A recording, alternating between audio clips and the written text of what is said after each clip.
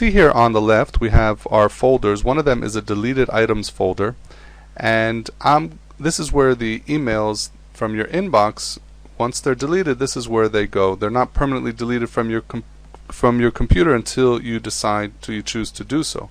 So I'm going to show you how to avoid accumulating emails into your deleted items folder, because what can happen is that a lot of times the deleted items folder can build up with all these unwanted emails, taking up a lot of valuable hard drive space. So I'm going to show you how to delete emails from your inbox and have them permanently deleted without having to accumulate in the deleted items folder.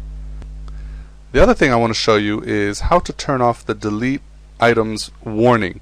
We see here that this is my deleted items folder. I'm going to choose an email, I'm going to press the delete key, and we see that a warning comes up that says, are you sure that you want to permanently delete the selected items? Here I'm going to choose yes, but we can also configure our Outlook to